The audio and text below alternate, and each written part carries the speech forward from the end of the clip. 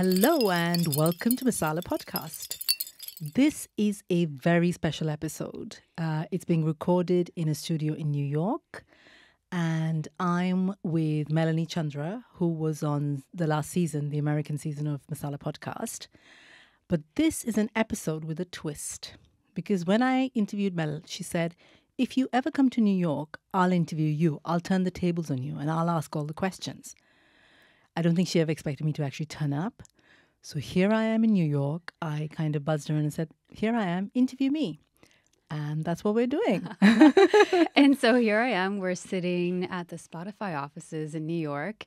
And I'm so glad that we're actually able to do this. Different countries coming together and being, honestly, just want to celebrate Sangeeta because she reached out to me to do her podcast. And afterwards, I left thinking, wow, this is an incredible woman. There's just so much compassion behind your voice.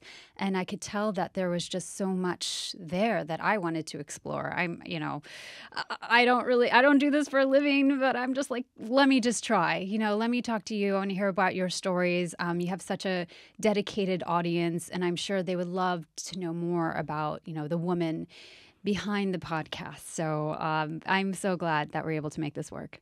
Thank you so much. I'm really, really touched. And Mel is super busy. She's super successful. She's running around everywhere, and she's still made time for this. So deeply, deeply grateful. Fantastic. So I guess it's on me. No pressure, Mel. No pressure. So I thought it would be fun to start with something a little bit different, just to give your audiences just a little bit of flavor. Not necessarily rapid fire, but just some questions that, people don't know about you. So first, tell me about the last book you read. So I reread something that I read when I was really young called The God of Small Things by Arundhati Roy. Yeah. So I recently found I had an old copy, and it had a huge impact on me when I was 20-something living in Mumbai. Because I didn't think you could make a living as a writer. Like I was told that, you had to be doctor, lawyer, engineer. So to see a woman like me from Kerala writing a book, which became this, and it won the Booker Prize and all of that. Mm-hmm. So I reread that, and it really touched me once again. How would you describe your fashion style?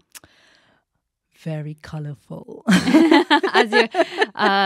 those that are not watching this interview, she is wearing a bright red jumpsuit, and it looks fantastic. Thank you so much. From a very fashionable lady yourself. Oh.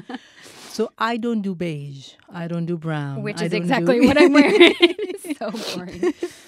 No, but over the years, again, it's something I've learned when I moved to the West from India. I grew up in India. I spent most of my adult life in India. I tried to blend in, and I started to wear a lot more like browns and grays and blacks. And those were the kind of dress codes of advertising agencies, places that I worked in.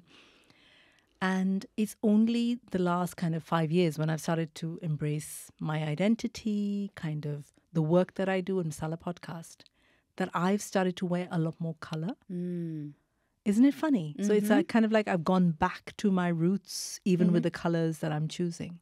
Absolutely. And you deserve it too. People should look at you. You're doing so many wonderful things, and when you walk in the room, you command that attention. So wear as many colors as possible. Yes. And final question, childhood crush. Ideally someone famous. I don't have to think twice. Amitabh Bachchan. Oh. You were probably too young to remember him, but oh my God, I remember being like 12, and he did this film. I think it was Kala Patthar. Anybody that's grown up in India will know this. And he turned up on screen like with his shirt knotted at his waist. And I thought, oh my God. I didn't even know it was sexy. I just knew I felt something. I didn't know what that something was. I was too young. The shirt at the waist. Oh my God. And he was like tall and lean and dark. And we'd never seen anyone like that before.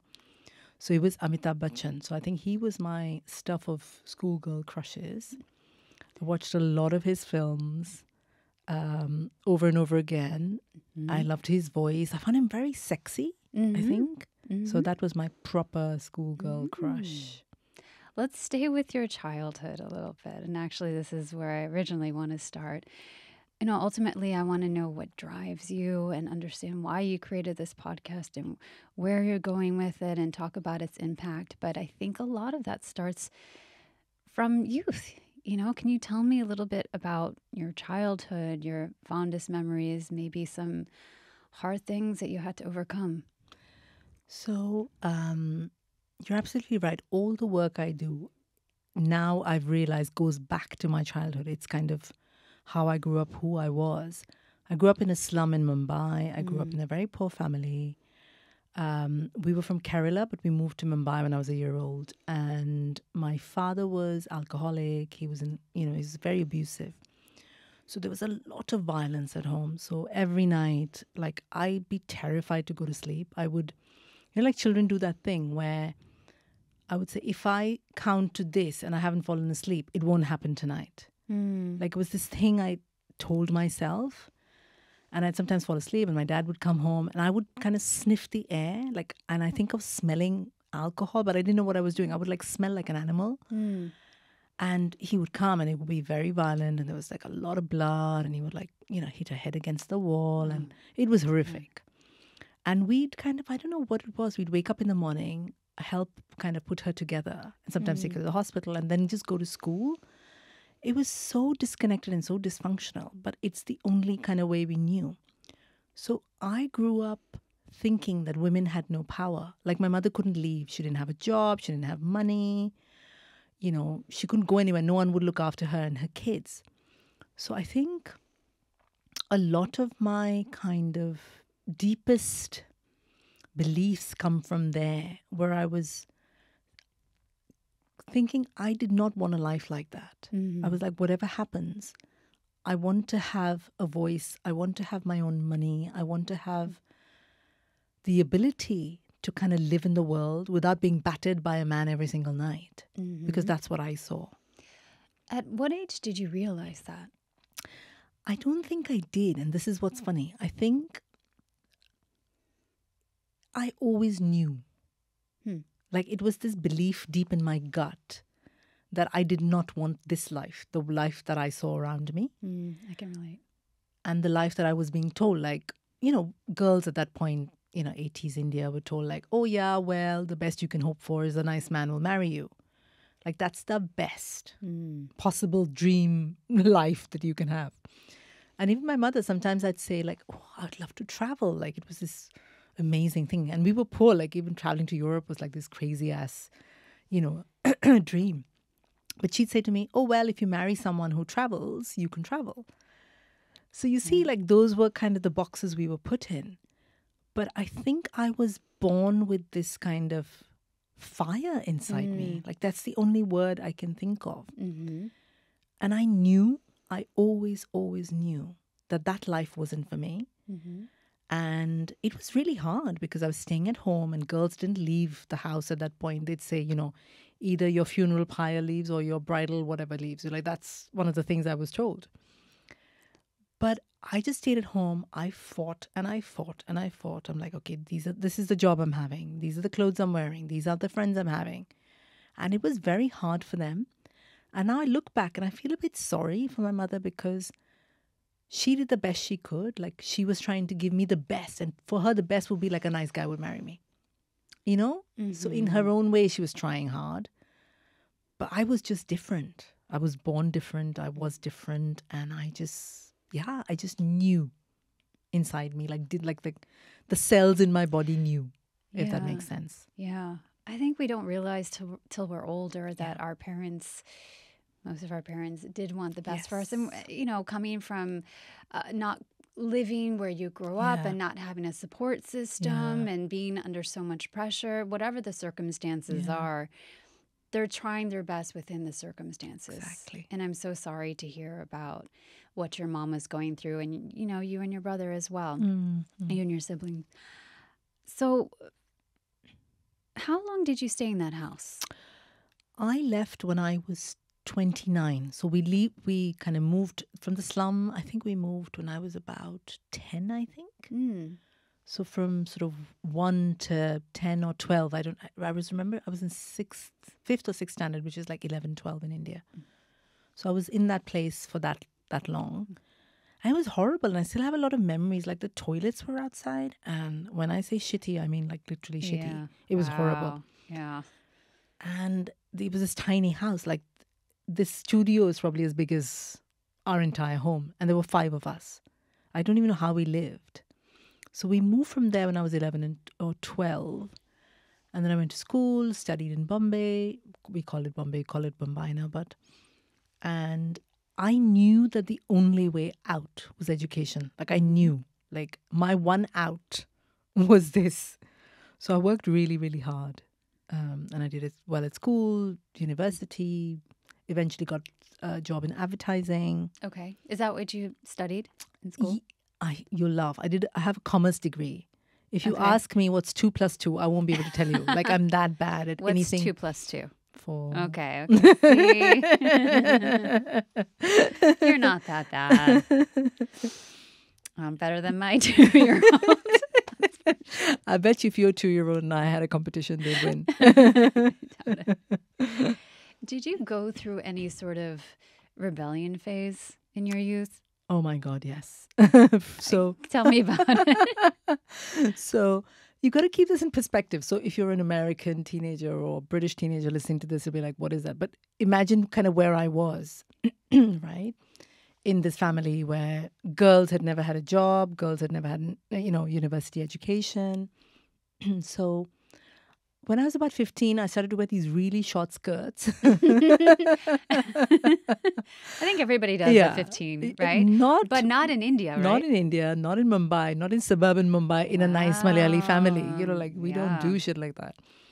And then one day I remember like I had this really long black hair, and my mother would put this coconut oil every Sunday. And it was like this kind of ritual, which I also loved. But one day I decided that I didn't like the long black hair. I went and had it cut really short, like up to my ears. Wow. Oh, they call a boy cut then because I have to there was see no other- pictures. I will send this to you. Excuse me. And I came home. Oh my God. So my hair was my mother's like pride and joy.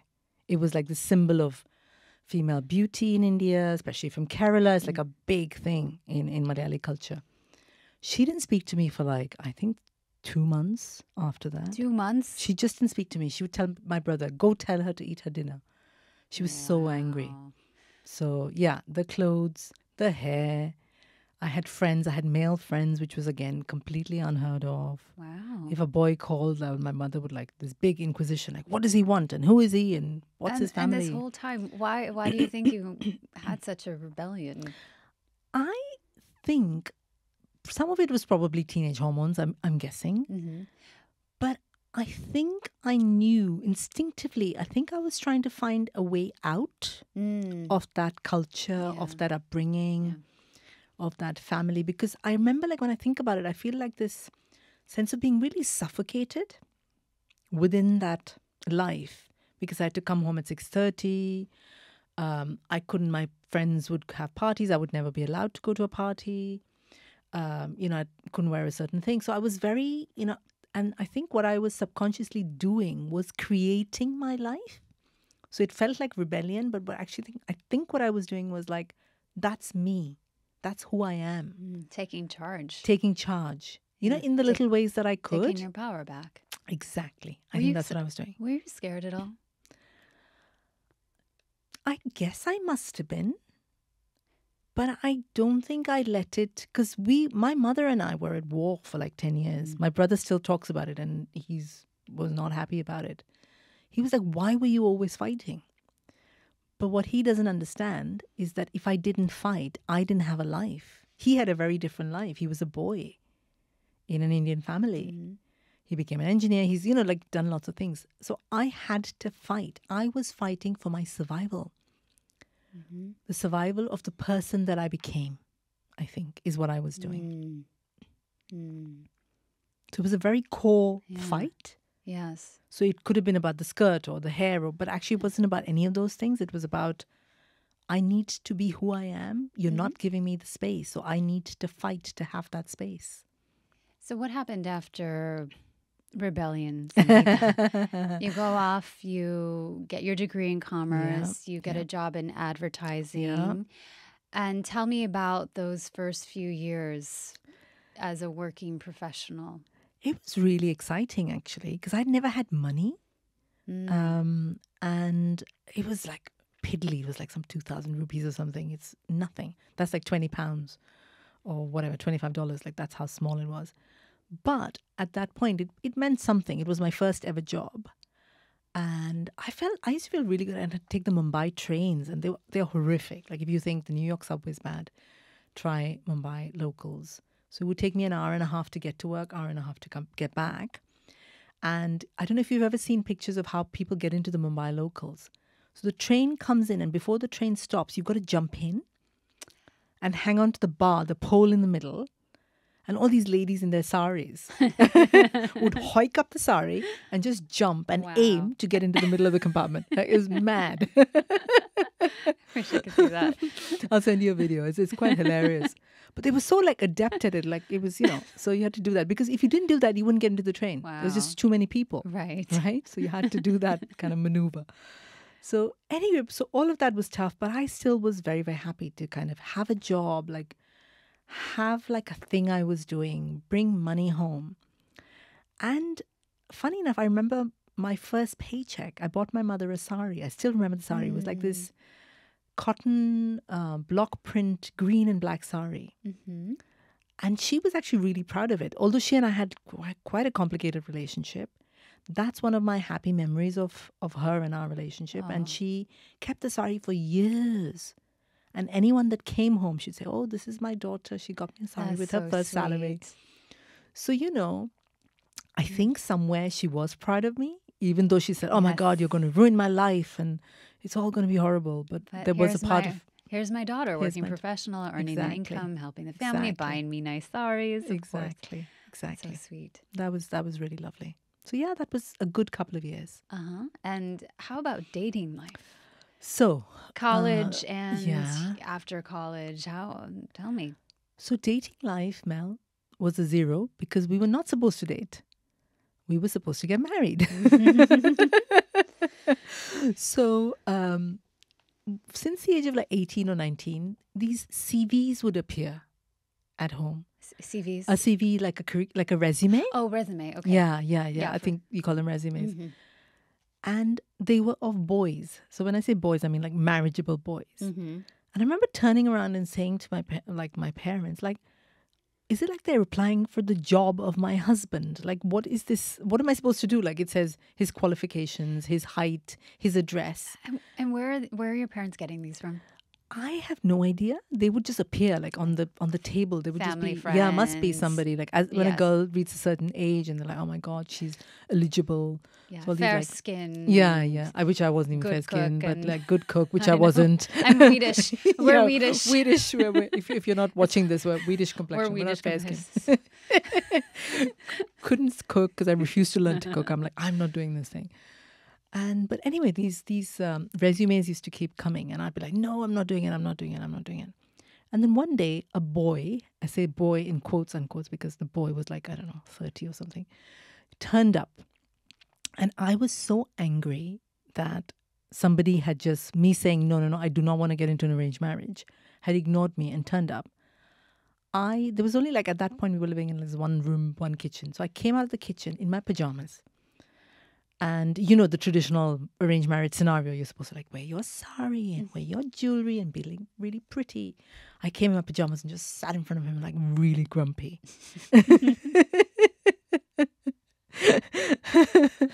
So suffice to say, the boy didn't stay very long. He left. I feel like this is straight out of a movie. Disgruntled daughter comes into the living room. Didn't even brush her hair, just sitting there in her pajamas. Okay, fine, deal with this. Spills chai. You want chai? Here, I'll give you chai. I'm sure the boy was still smitten with you. He did come back actually, and he said, "Oh, we like the girl," and I'm like, "Well, I don't like the boy."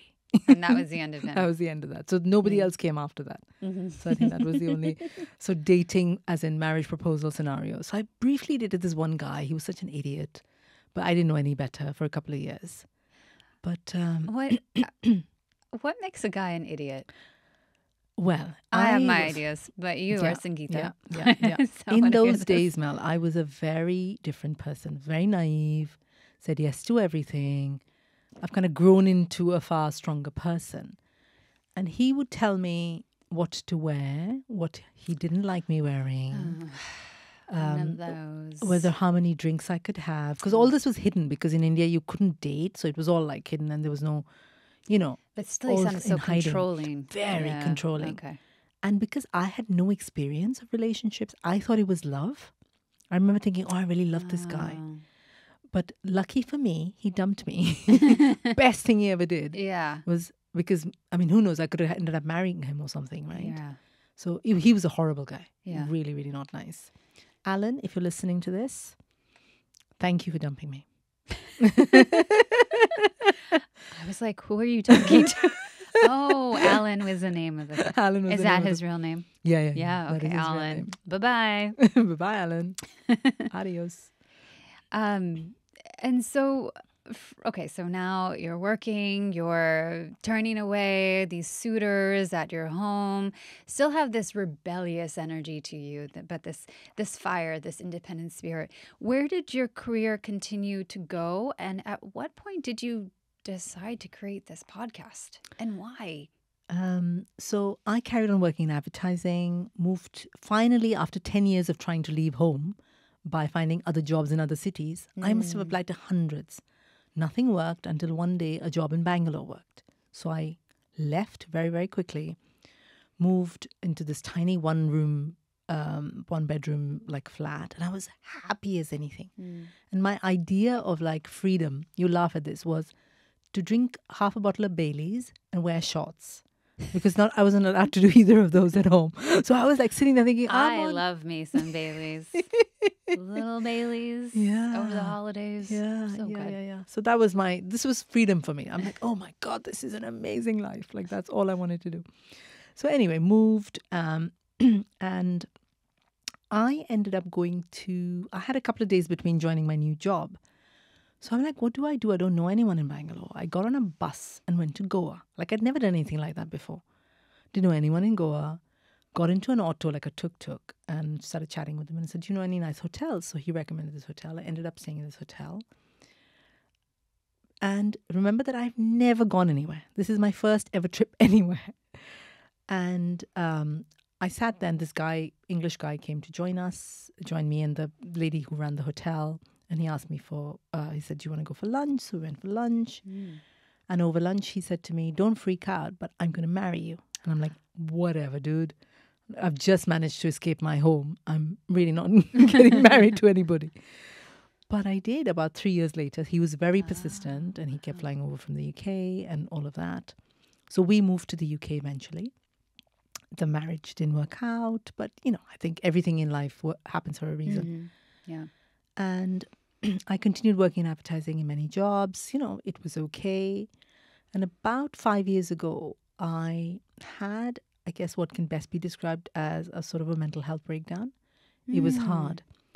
And now looking back, suddenly I was highly anxious, couldn't get out of bed, like everything was like palpitations. It was just really, really scary.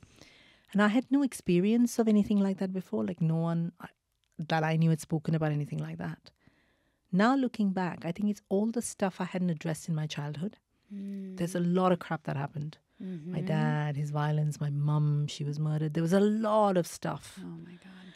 And I think like a lot of people just said, right, I need to get on. I need to work. I need to do this. I'm fine. Until there was a point when I wasn't. It was hard. It was really hard. So there was a couple of months of very dark days. And coming out of it, I kind of did a lot of therapy, a lot of kind of inner work. I realized that I no longer wanted to work in advertising. And the path that, again, instinctively knew was this work with South Asian women, feminism. I started running these workshops for South Asian women to write their stories. I did about 20 of those the first year. Wow. Then I was like, I need to do something with this. Turned those into 2 theatre shows. Okay. Got South Asian actors together. Sorry, I've got a frog in my throat, as they say in the UK. And do 2 theatre shows. And a lot of people came to see them and loved it because we'd never seen our stories represented. Had you done that Never. kind of work before? Never. I had no clue. So what were you doing with these workshops? So I've always been a writer. So it's something that the only thing I knew is words and writing. So I'm like, I'm going to get a bunch of women together and get us to talk about the taboos in our culture. South Asian women, all the stuff we don't talk about. Which is like the basis of this podcast. Exactly. So sex, periods, mental health, all the stuff. And my brief to each of these workshops were like, think about the one taboo that you've experienced and write about it. And I'd coach them and kind of tweak those stories. And then I found a director and a producer, turned it into the shows. The shows were received really well. Like all these women came up to me, hugging me and saying like, oh my God, we never see our stories on, represented in that way on a screen, in the theatre. And I was like, this is really, really good. Like I knew that there was something really good there.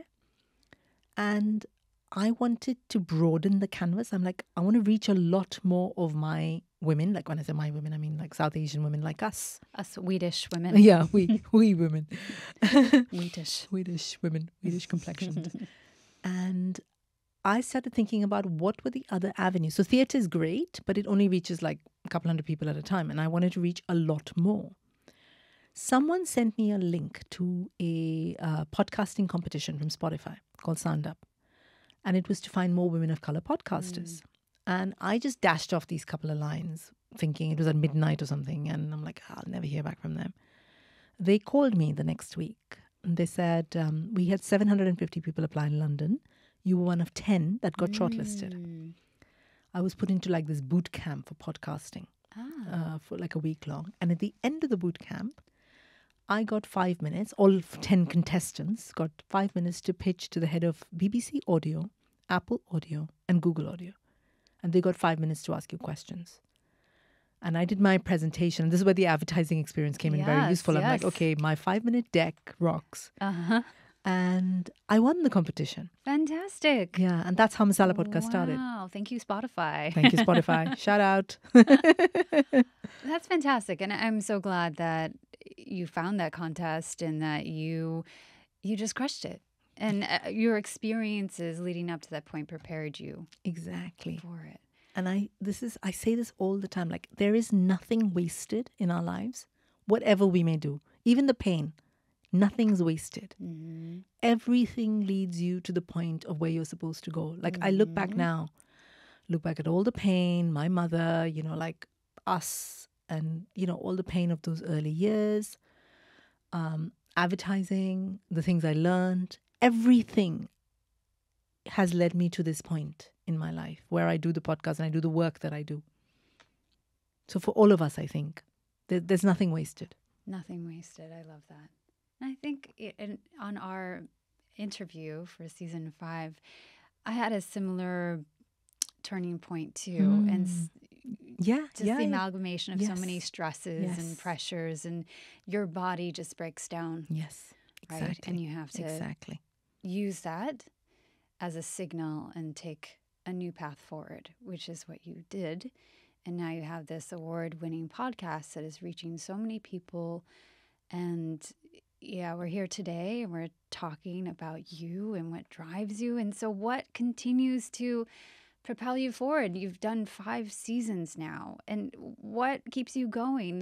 You've already had such success. You could say, I've done my part. I'm going to go work on something else. But you're not. You're here. I'm here. You're here and you're so invested. Yes, massively. So to me, it's been super successful, right?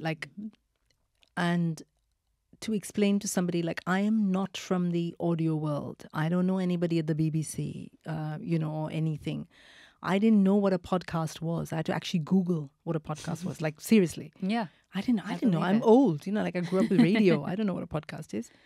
So for someone like me coming in with zero knowledge, so it is a big deal, I think, that podcasting allows that space. So I have a lot of time and passion for podcasting because of that. But I learned and I taught myself, and I had people, supporting, helping, all of that. So it's been hugely successful, like 6 British Podcast Awards and Audio Production Award. I was on a billboard in New York City. I saw that. It was insane. It was big. It was huge. You were wearing pink. It was like a bright pink advertisement, right? You couldn't miss me. You in pink, the billboard in pink. It was It was a little bit insane, but good, in a good way. But so all those are great. So that's obviously, like it's validation for the work you do. And I've been kind of written about, and I'm on the BBC and Guardian, and and all of that's happened organically. So that's, again, wonderful. So I really feel like this is a divine journey in many ways. Like I really feel like I am guided, because all I know is the next step. I know what the next step is. I don't know anything beyond that.